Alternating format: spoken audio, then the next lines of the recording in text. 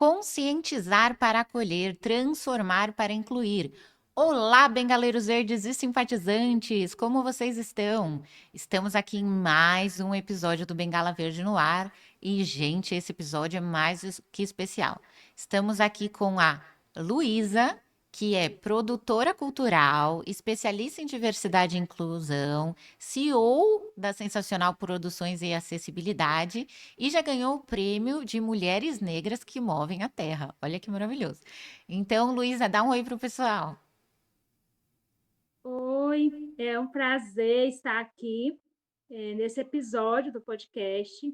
Sinto-me honrada e o meu coração está transbordando de alegria por este momento, que eu possa Maravilha. contribuir com a luta da pessoa com deficiência e inspirar novos caminhos.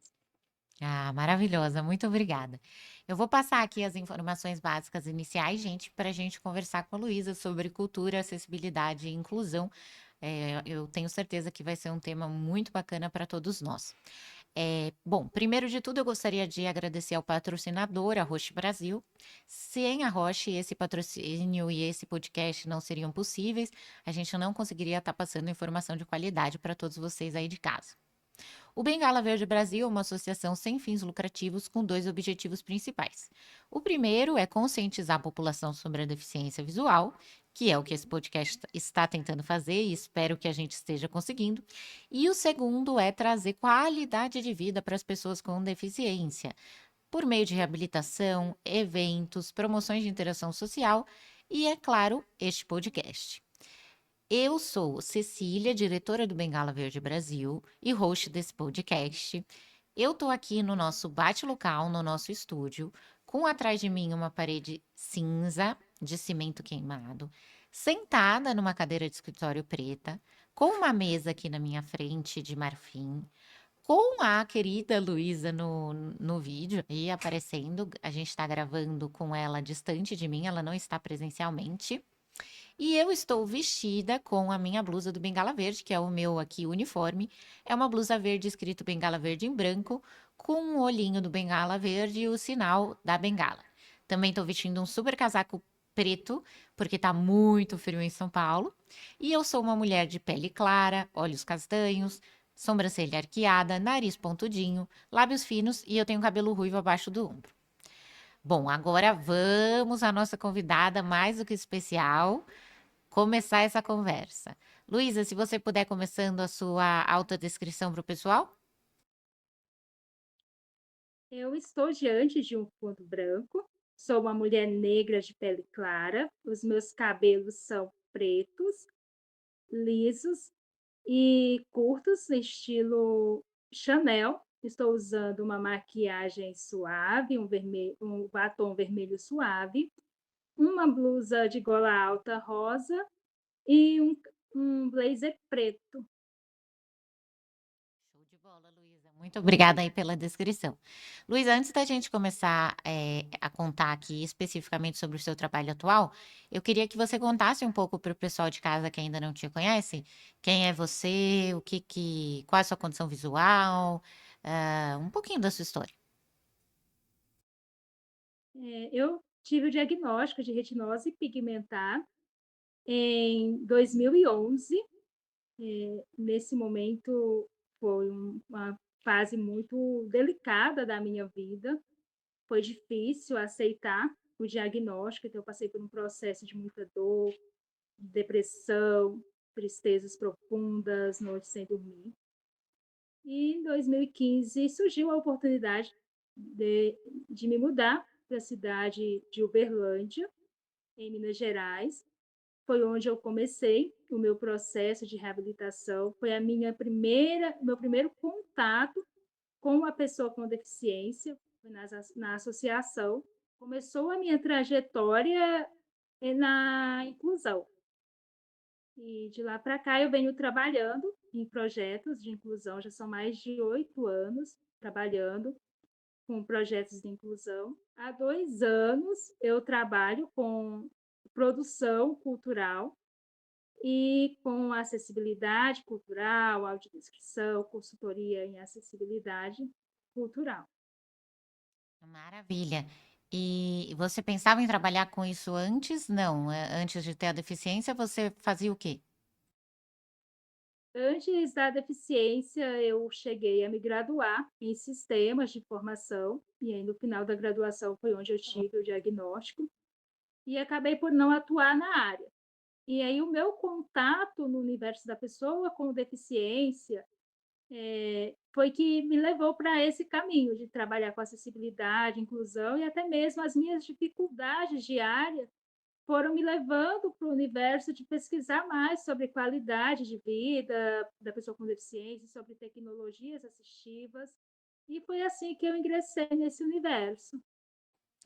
Nossa, show de bola. E como é que você começou, o processo de maneira mais prática para chegar no trabalho que você faz hoje? Você foi fazer cursos, conversar com pessoas com deficiência? Como é que você chegou nesse mundo da produção cultural para pessoa com deficiência?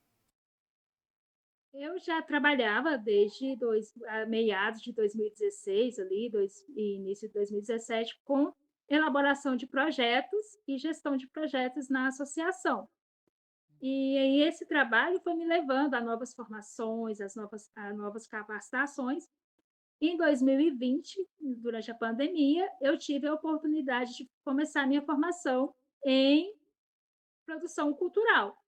Durante o processo de isolamento, eu acabei me ingressando, estudando, buscando acabei buscando novas perspectivas e fui para a minha formação em produção cultural em 2023. Eu participei de um encontro nacional de mulheres produtoras e foi lá que surgiu houve a virada de chave para eu abrir a Sensacional Produções, porque lá eu percebi a dificuldade que tinha, que os produtores tinham de implementar a acessibilidade em seus produtos culturais e a falta também de informação de como fazer isso. E aí eu decidi criar a Sensacional, fundar a Sensacional, como uma empresa especializada em produções culturais acessíveis. Entendi. Mas vamos voltar um pouquinho para o pessoal de casa entender e eu também. O que que é exatamente uma produção cultural? A produção cultural, ela é onde a gente pega ali um projeto e a gente traz ele para a prática. Então, a produção cultural, a exposição é uma produção cultural, um filme é uma produção cultural, uma peça de teatro é uma produção cultural. Então, isso são produções. Tá, entendi agora. E aí você trabalha tornando as produções acessíveis.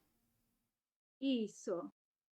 Mas aí te contratam como se fosse uma consultoria, por exemplo, eu estou fazendo uma peça de teatro, aí eu te contrato como Sensacional Produções para que você me diga como acessibilizar a minha peça.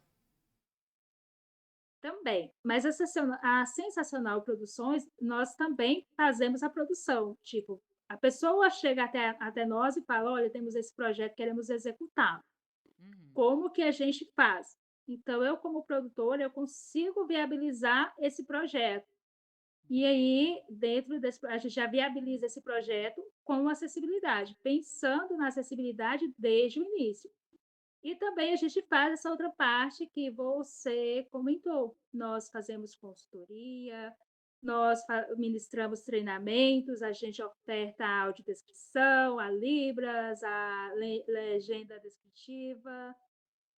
A gente faz também, né, o planejamento estratégico de acessibilidade. Então, fazemos vários trabalhos dentro da produção cultural.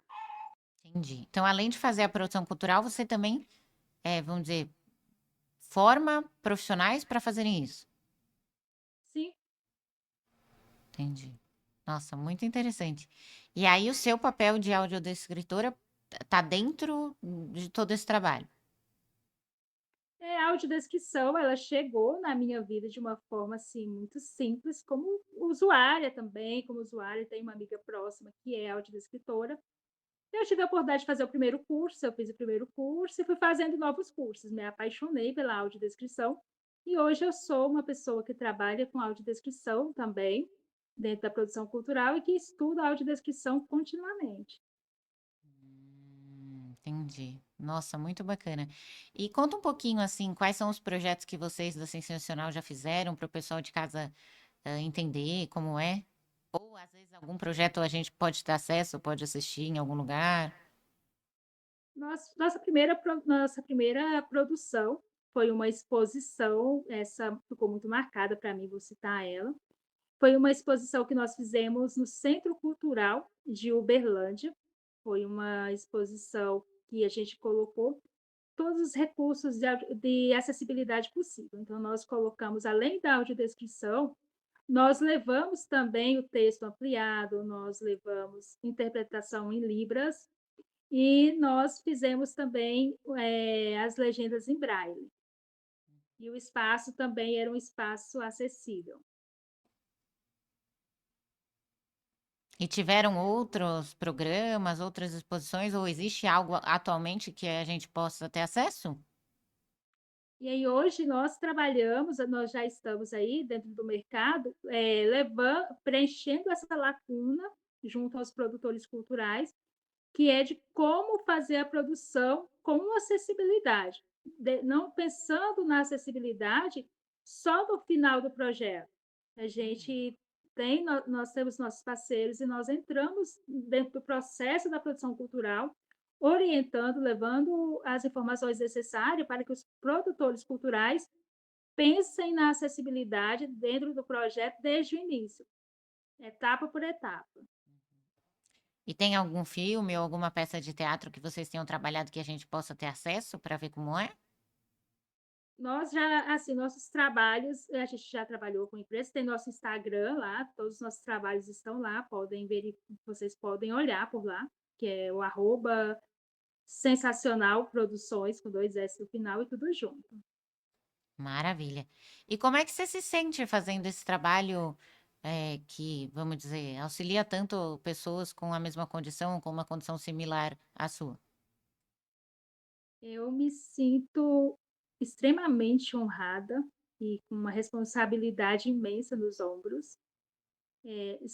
Estou feliz por ocupar esse espaço de representatividade da pessoa com deficiência e ajudar outras pessoas, outros produtores, porque eu também estou do outro lado, eu estou dos dois lados, né? Eu conheço o lado da produção, os desafios da produção cultural, e também conheço as demandas e as necessidades e importância da acessibilidade em um produto cultural para que as pessoas com deficiência sejam realmente incluídas.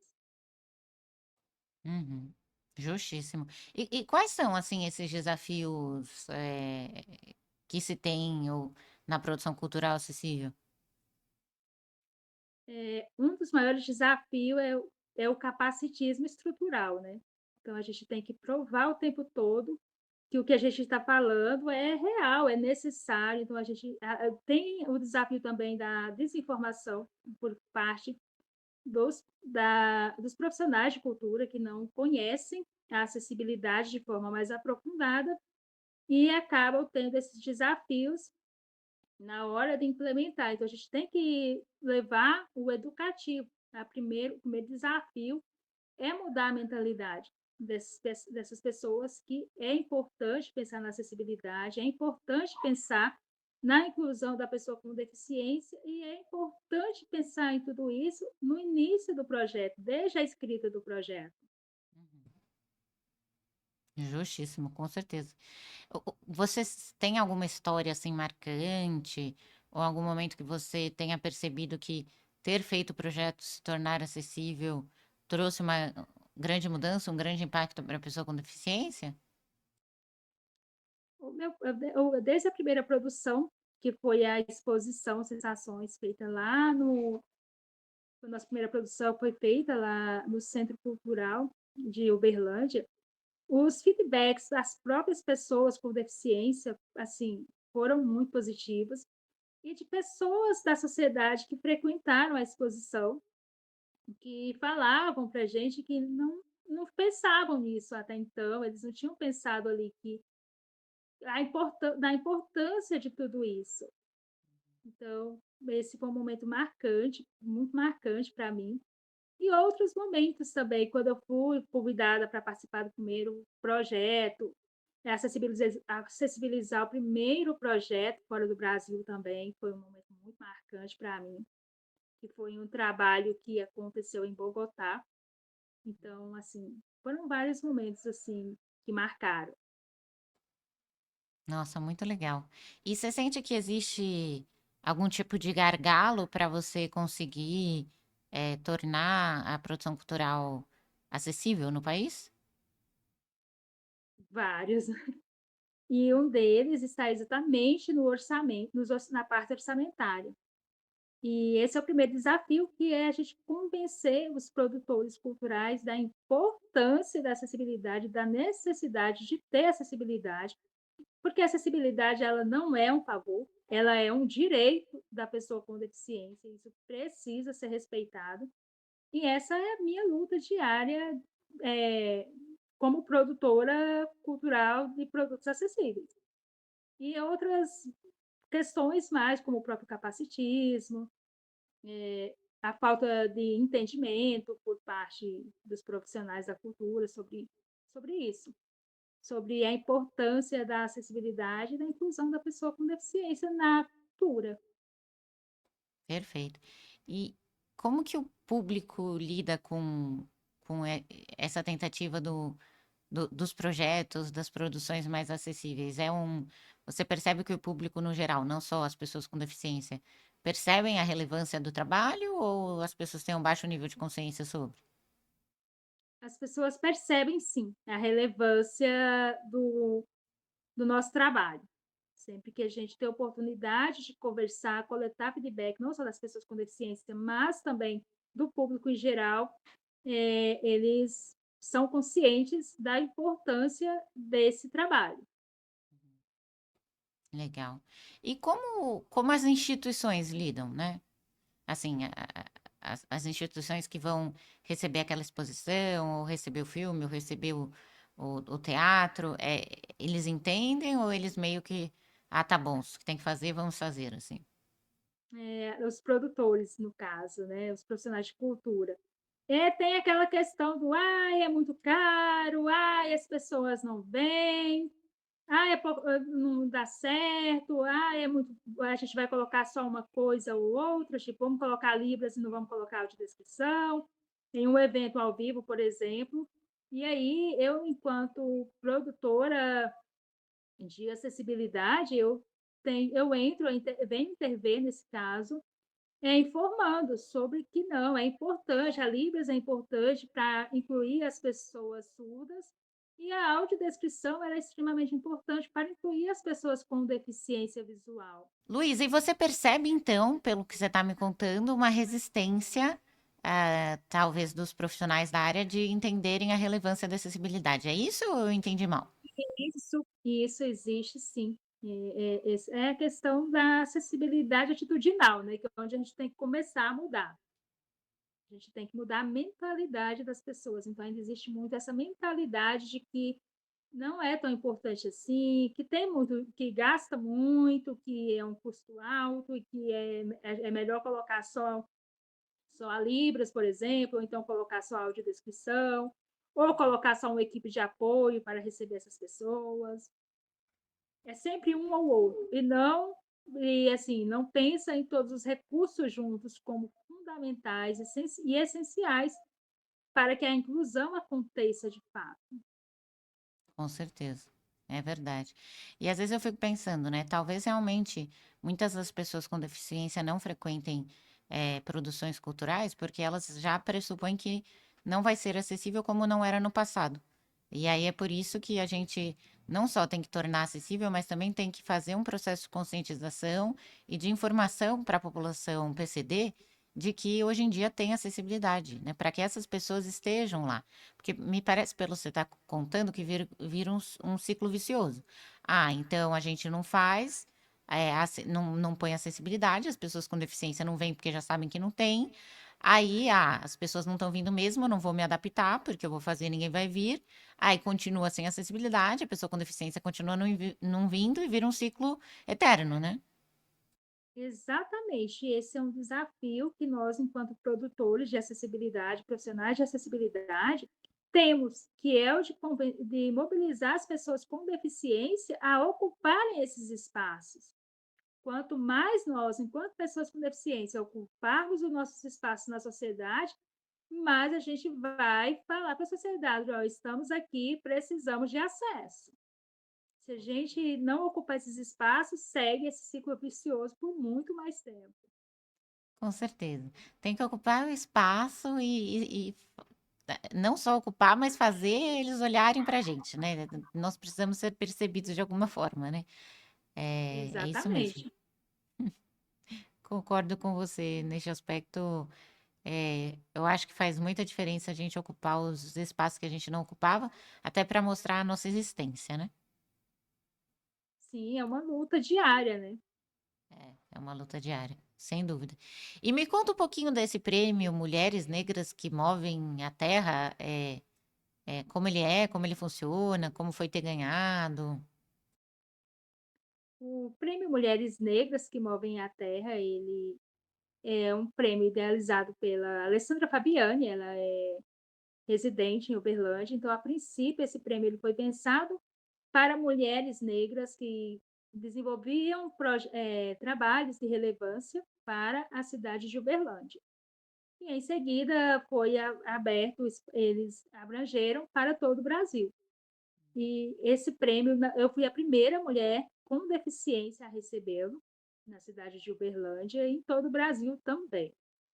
E foi um momento assim que aqueceu muito meu coração, que me alegrou muito, porque eu me senti assim, o meu trabalho, a minha luta, o que eu enfrento diariamente, vale a pena. O meu esforço está valendo a pena, a minha voz está sendo ouvida, o meu trabalho está sendo visto. Então, foi um termômetro de que sim, eu estou no caminho certo. E estar lá foi um momento que abriu portas para que novas mulheres com deficiência fossem também homenageadas em edições seguintes. Uhum. E como você acha que o seu trabalho pode, direto ou indiretamente, inspirar, mulheres com deficiência a ocuparem mais espaços? Eu acredito que quando nós nos espelhamos muito em outras mulheres. Eu tenho as mulheres que foram espelho para mim. E eu quero ser uma mulher que inspira outras mulheres. Então, a partir do momento que uma mulher com deficiência vê outra mulher com deficiência ali ocupando um espaço, tendo resultados, sendo premiada pelo trabalho de excelência que executa, com certeza isso inspira outras mulheres a seguirem o mesmo caminho, não o mesmo caminho, mas ocuparem seus espaços de acordo com os seus sonhos, seus objetivos, suas metas de vida.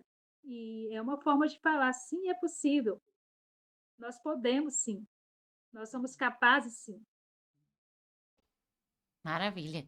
E, assim, pensando também que você é especialista de acessibilidade e inclusão, claro, deve conhecer não só por viver, mas por trabalhar isso, a acessibilidade e a inclusão de forma mais ampla, vamos dizer, medidas mais práticas você acha que instituições, não só de que vão produzir culturalmente, mas que podem ser, né, instituições de outras áreas podem tomar para tornar o mundo mais acessível? Tem algum caminho das pedras, alguma dica inicial para que essas instituições comecem a pensar nessa inclusão? O primeiro passo é entender que a acessibilidade e inclusão ela não é um favor, ela é um direito, e que ao adotar a acessibilidade como prática institucional, várias milhões de pessoas são incluídas, né? Porque no Brasil são milhões de pessoas que têm algum tipo de deficiência. Então, pensar nesse público é pensar em expansão, né? E aí, mudando essa mentalidade, começar a implementar os treinamentos mesmo de equipes, capacitar equipes para receber pessoas com deficiência, pensar que o piso tátil, ele sim, ele é necessário, ele é importante, que até mesmo um banheiro acessível, ele é importante dentro de uma instituição, e entender que a pessoa com deficiência, ela não existe não tem um problema. O problema não é ser uma pessoa com deficiência. O problema é as barreiras que a pessoa com deficiência tem que romper diariamente. Então, se essas instituições compreendem que, ao eliminar barreiras, elas incluem, já é um grande passo. Eu acho que esse é o caminho, é o entendimento. Ótimo, perfeito, Luísa. E, bom, me parece que você é uma mulher muito atarefada, com muitas conquistas, muitos projetos. Então, quais são os próximos? O que que a gente aqui, como público, pode esperar? Então, eu recentemente eu voltei para minha cidade natal. E quando eu voltei para cá, eu voltei com o propósito de trazer todo o conhecimento que eu adquiri ao longo desses anos e colocar essa região no mapa da inclusão. Aqui é uma cidade muito pequena, tem várias cidades pequenas aqui aí, ao redor, e falar de inclusão aqui ainda soa como um tabu. Então, o meu objetivo é esse, é trazer acessibilidade e inclusão para essa região, não só para essa região, mas para regiões menos favorecidas em todo o Brasil. Então, nós seguimos aqui trabalhando, fazendo nossos projetos, temos projetos de audiovisual com acessibilidade, tendo pessoas com deficiência como protagonistas desse projeto. Estamos com projetos para trabalhar diretamente na gestão pública, estamos com projetos para executar nas escolas, então temos uma sequência de projetos pela frente. Nossa, maravilha. Não vejo a hora de ficar sabendo sobre todos eles. Gostaria muito de agradecer, Luísa, a sua participação aqui. Ficaria, assim, fazendo mil e uma perguntas, mas acho que já deu para o pessoal entender um pouquinho, sobre como é o seu trabalho, a importância que ele tem. E eu acho muito interessante quando a gente começa a falar sobre acessibilidade na cultura, porque me dá a sensação de que a gente trabalha muito a arquitetônica, hoje em dia até trabalha acessibilidade comunicacional, de certa forma, tenta trabalhar a metodológica, né? Olha para a educação inclusiva muitas vezes, tenta ver isso no trabalho e deixa a cultura como, isso aí não é uma necessidade tão básica da pessoa humana. Se a gente já incluir no trabalho na educação vai ser muito, então vamos deixar de lado a cultura e me dá a sensação de que a cultura acaba não sendo vista nesse, com esse olhar da necessidade da inclusão, né? Então, eu, como pessoa com deficiência visual, desde nascença, que sempre tive dificuldade para acessar a cultura por falta de pessoas e trabalhos como o seu, fico muito feliz em saber que hoje a gente tem isso e que a gente está transformando e está mudando o mundo cultural e fazendo com que as produções sejam acessíveis. Eu espero que você tenha um grande sucesso em todas essas suas empreitadas, que não só essa região, mas o Brasil se torne um símbolo de acessibilidade cultural. Muito legal o seu trabalho.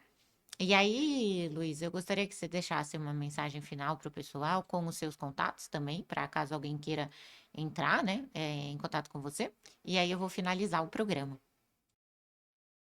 É, o meu recado é que a acessibilidade ela é direito, ela não é favor. E que quando a cultura ela promove a acessibilidade, ela inclui milhões de pessoas que nem sempre estiveram, foram vistas neste mercado. Justíssimo. E os seus contatos, Luísa?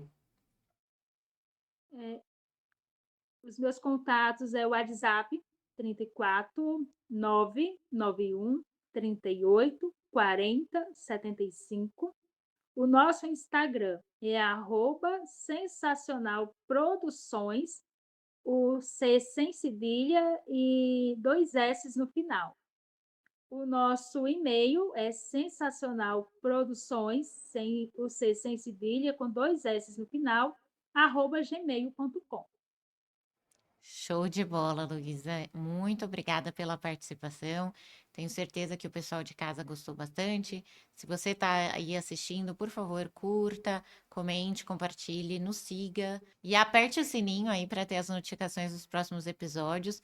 Muito obrigada e até a próxima.